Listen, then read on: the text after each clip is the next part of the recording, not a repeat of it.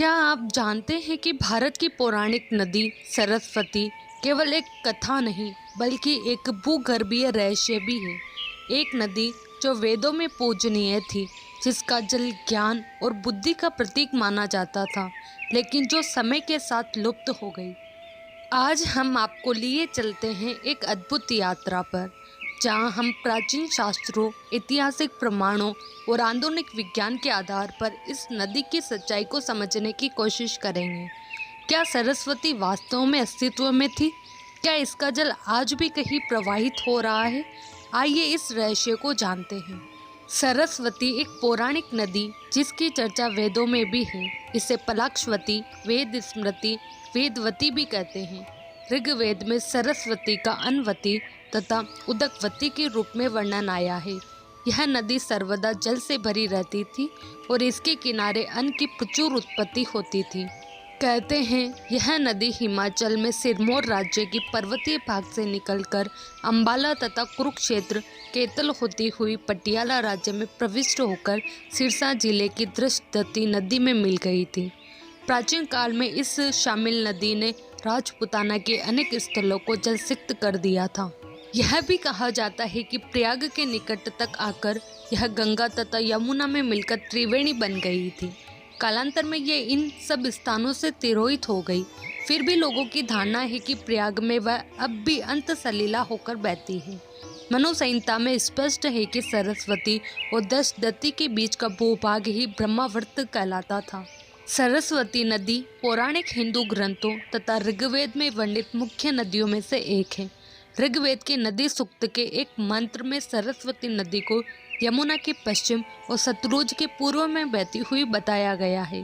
उत्तर वैदिक ग्रंथों जैसे तांडेय और जैमिनी ब्राह्मण में सरस्वती नदी को मरुस्थल में सूखा हुआ बताया गया है। महाभारत में भी सरस्वती नदी के मरुस्थल में विनाशन नामक जगह पर विलुप्त होने का वर्णन आता है। महाभारत में सरस्वती नदी के प्लक्षवती नदी, वेद स्मृति, वेदवती आदि कई नाम हैं। महाभारत वायु पुराण आदि में सरस्वती के विभिन्न पुत्रों के नाम और उनसे जुड़े मिथक प्राप्त होते हैं।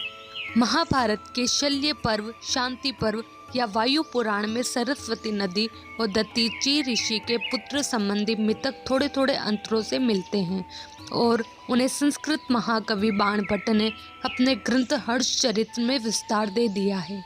वह लिखते हैं, एक बार 12 वर्ष तक वर्षा न होने के कारण ऋषिगण सरस्वती का क्षेत्र त्याग कर इधर उधर हो गए, परंतु माता के आदेश पर सरस्वती पुत्र साल स्वतः वहां से कहीं नहीं गया। फिर सुकाल होने पर जब तक वे ऋषि वापस लौटे तो वे सब वेद आदि भूल चुके थे। उनके आग्रह का मान रखते हुए सार स्वतः ने उन्हें शिष्य रूप में स्वीकार किया और पुनः श्रुतियों का पाठ करवाया। अश्वघोष ने अपने बुद्ध चरित काव्य में भी इसी कथा का वर्णन किया है। 10वीं सदी के विद्वान राजशेखर ने काव्य मीमांसा के 3रे अध्याय में काव्य संबंधित एक मिथक दिया है कि जब पुत्र प्राप्ति की इच्छा से सरस्वती ने हिमालय पर तपस्या की तो ब्रह्मा ने प्रसन्न होकर उनके लिए एक पुत्र की रचना की, जिसका नाम था काव्य पुरुष। काव्य पुरुष ने जन्म लेते ही माता सरस्वती की वंदना छंदवाणी में यूं की है, हे माता, मैं तेरा पुत्र काव्य पुरुष तेरी चरण वंदना करता हूँ, जिसके द्वारा समूचा वांडमय अर्थ रूप में परिवर्तित हो जाता है। ऋग्वेद तथा अन्य पौराणिक वैदिक ग्रंथों में दिए सरस्वती नदी के संदर्भों के आधार पर कई भूविज्ञानी मानते हैं कि हरियाणा से राजस्थान होकर बहने वाली मौजूदा सूखी हुई गंगर हकरा नदी प्राचीन वैदिक सरस्वती नदी की एक मुख्य सहायक नदी थी, जो 5000 से 6000 ईसा पूर्व पूरे प्रवाह से बहती थी। उस समय सतलुज तथा यमुना की कुछ धाराएं सरस्वती नदी में आकर मिलती थी। इसके अतिरिक्त 2 अन्य लुप्त हुई नदियां दृष्टावती और हिरण्यवती भी सरस्वती की सहायक नदियां थीं। लगभग 1900 ईसा पूर्व तक भूगर्भीय बदलाव की वजह से यमुना सतलुज ने अपना रास्ता बदल दिया तथा दृष्टावती नदी के 2600 ईसा पूर्व सूख जाने के कारण सरस्वती नदी भी लुप्त हो गई। ऋग्वेद में सरस्वती नदी को नदीत्तमा की उपाधि दी गई है। वैदिक सभ्यता में सरस्वती ही सबसे बड़ी और मुख्य नदी थी। इसरो द्वारा किए गए शोध से पता चला है कि आज भी यह नदी हरियाणा, पंजाब और राजस्थान से होती हुई भूमिगत रूप से प्रवाहमान है। सरस्वती एक विशाल नदी थी, पहाड़ों को तोड़ती हुई निकलती थी और मैदानों से होती हुई अरब सागर में जाकर विलीन हो जाती थी। इसका वर्णन ऋग्वेद में बार बार आता है। कई मंडलों में इसका वर्णन है। ऋग्वेद वैदिक काल में इसमें हमेशा जल रहता था। सरस्वती आज भी गंगा की तरह उस समय की विशालतम नदियों में से एक थी। उत्तर वैदिक काल और महाभारत काल में यह नदी बहुत कुछ सूख चुकी थी। तब सरस्वती नदी में पानी बहुत कम था, लेकिन बरसात के मौसम में इसमें पानी आ जाता था। भूगर्भीय बदलाव की वजह से सरस्वती नदी का पानी गंगा में चला गया। कई विद्वान मानते हैं कि इसी वजह से गंगा के पानी की महिमा हुई। भूचाल आने के कारण जब जमीन ऊपर उठी तो सरस्वती का पानी यमुना में गिर गया, इसलिए यमुना में सरस्वती का जल भी प्रवाहित होने लगा। सिर्फ इसलिए प्रयाग में 3 नदियों का संगम माना गया, जबकि यथार्थ में वहाँ 3 नदियों का संगम नहीं है। वहाँ केवल 2 नदियाँ हैं। सरस्वती कभी भी प्रयागराज तक नहीं पहुँची। ऋग्वेद में संदर्भ। वैदिक काल में सरस्वती की बड़ी महिमा थी और इसे परम पवित्र नदी माना जाता था, क्योंकि इसके तट के पास रहकर तथा इसी नदी के पानी का सेवन करते हुए ऋषियों ने वेद रचे और वैदिक ज्ञान का विस्तार किया। इसी कारण सरस्वती को विद्या और ज्ञान की देवी के रूप में भी पूजा जाने लगा। अन्य वैदिक ग्रंथों में संदर्भ। ऋग्वेद के बाद के वैदिक साहित्य में सरस्वती नदी के विलुप्त होने का उल्लेख आता है। इसके अतिरिक्त सरस्वती नदी के उद्गम स्थल की प्लक्ष प्रस्रवण के रूप में पहचान की गई है, जो यमुनोत्री के पास ही अवस्थित है। यजुर्वेद।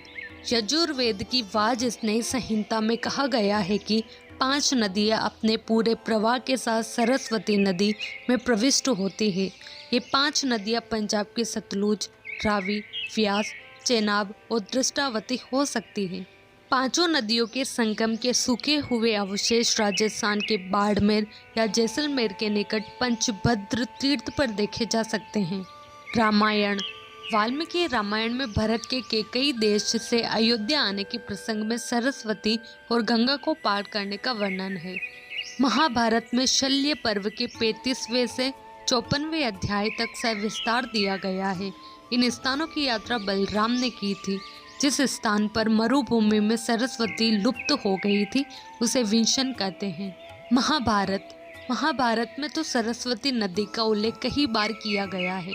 सबसे पहले तो ये बताया गया है कि कई राजाओं ने इसके तट के समीप कई यज्ञ किए थे। वर्तमान सूखी हुई सरस्वती नदी के समांतर खुदाई में पुराने शहर मिले हैं, जिनमें पीली बंगा, काली बंगा और लोथल भी हैं।